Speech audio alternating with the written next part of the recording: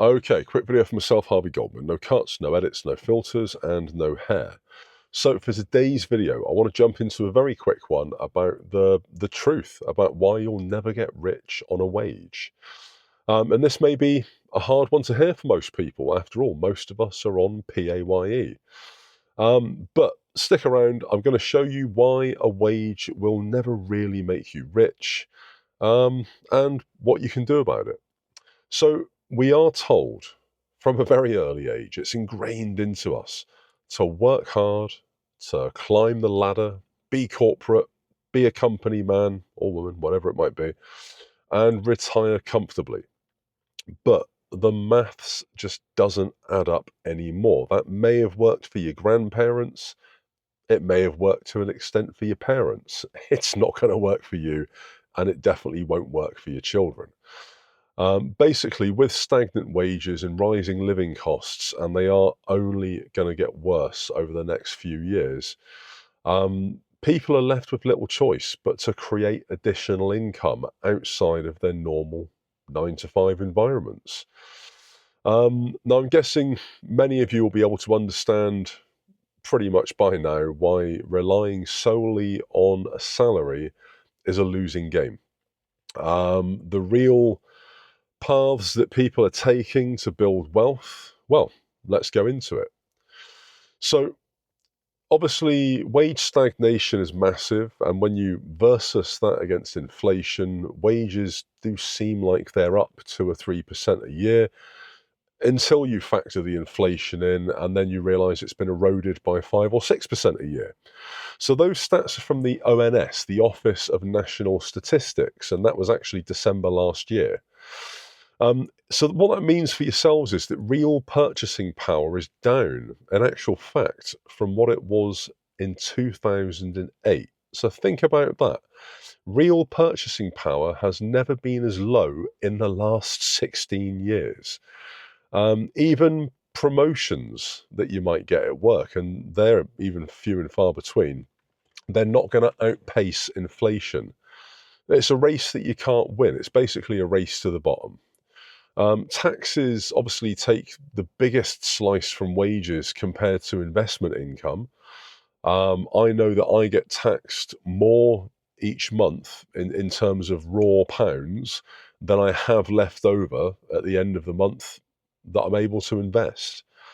And that's awful because, again, it means that there's never enough to do what you need to do all in the same month. You've got to choose whether you have a month where you might put some money away for a holiday, or you might make an overpayment on your mortgage, and then you might have another month where you've got a couple £100 that you can invest. But it's very seldom that you get to do all of the above all at the same time. I'd love to be able to do extra pension contributions every month. I mean, even though there's delayed gratification there and you don't see the payoff for years, I know that it's the sensible thing to do. And also it's a way to save on tax. But is it even going to be enough to retire comfortably in the UK? That's an entirely different question. And I think at the moment we all know the answer to that. Probably no. The wealth gap is massive, and it widens because things like capital, your investments, your property, your businesses, it's growing faster than wages. So how I realized working overtime was just extra tax for less free time, well, the blow came when I went and created a solo business. I became sort of self-employed as a sole trader.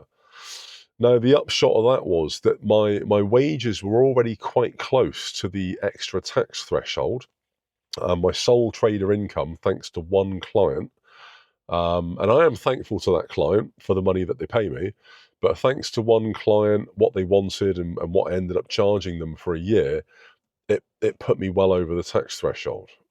So in actual fact, I'm an additional 20+% worse off working for that client because of this. So it's kind of swings and roundabouts. And it makes you realize, it makes you take stock of the time that you're putting into work for what you actually get out of it. And very often, and I'm sure I'm not the only one, I do sit at home and wonder, am I the mug?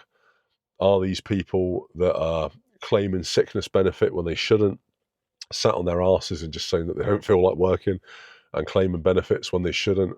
Are they the smart ones? Because they've got all that free time.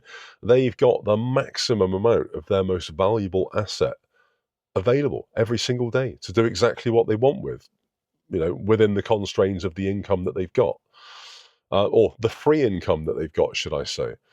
And they've got none of the hassle of having to go to work, having to play by rules, having to pay additional tax for earning extra money. They've got none of that. It just seems like a much easier life. The cost of working, I guess it's called, and it's a trap. It seems like a trap. Whether it's commuting, whether it's clothing that you need for work, whether it's the crap that you buy while you're on lunch break that you don't really need, it all eats into your net wages and makes you worse off. So, this is why the wealthy focus on income streams outside of employment. This is why the wealthy buy other people's time to do tasks that they don't want to do or simply can't do, thus freeing up their own time to do other more meaningful things that generate more income. This is why people are looking to skill up, why you should skill up, why I'm trying to skill up. Get skills that you can build whilst working to eventually replace the dependency that you've got on your PAYE wages. And that's the ideal. If there's one takeaway that I'd like anybody, I guess, to take away from any of the ramblings that I put out, and that is that having an extra income to a point is massively important. Now, as I said, in my situation, it meant that the additional income has meant additional tax. It's the nature of the beast. I wish it was a lot more worth it. It's still worth it. It's not a lot more worth it for the extra hours, but at the moment, it is a necessity with the things that I want to do in the next couple of years and the move that I want to make away from the UK. I just have to do it. I have no choice. And the turning point really is that when you see a side hustle outperform your monthly income, that's when really you know that wage dependency and PAYE dependency is a trap. It's something that we're all led to believe is the way forward. We're led to believe it's the only way. And we're told that most businesses fail and everything else. Um, some of this is true, some of it's not. But I think if you don't know, if you've never tried to run a business yourself, you're not going to know. And I think everybody should try a side hustle at least once, maybe twice or three times. In my case, 10 or 15 times. You eventually work out very quickly what works, and you carry those lessons over to the next side hustle that you try and create. You'll find that you don't make the same mistakes twice because you're very conscious that it's your time, it's your money, it's your future that you're kind of gambling with, if you like. So you do learn very quick. You're forced into a position of learning through the fear of failure as much as anything else. But look, what are your thoughts on this? What are your thoughts on the truth about why you'll never get rich just earning a wage? I myself am convinced that everybody needs a side hustle, no matter how big or small. And think about it from just an income point of view. If you earn an extra £200 a month, think about what just £200 a month can mean for your family. What doorways it opens up, what freedoms it might give you, what stress it might relieve, and what anxieties it might dissipate.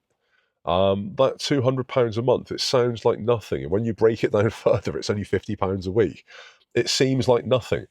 £10 a day over a working day. But when you add that up over a year, it's significant. And it buys opportunity. And if you think if you can do that for an hour a day, and you can earn that extra income, imagine what you can do with 2 hours a day or 3 hours a day or so on. Or imagine what you could do if you just left it and put those hours into a Saturday or a Sunday instead and do the same hours just on a different day of the week so you don't get burnt out. The possibilities are endless, and I think we should all take stock and realize that unless we're in an exceptionally low cost of living area and we're on exceptionally high wages, and I do feel that the two are probably fairly mutually exclusive, that none of us are really going to get rich on a standard PAYE income. But anyway, look, I wax lyrical. Let me know what your thoughts are in the comments. I've psycho-babbled enough. YouTube's going to stick another video there. Like, follow, subscribe, ring the bell, all that jazz, and there will probably be another video tomorrow. Goldman, peace out.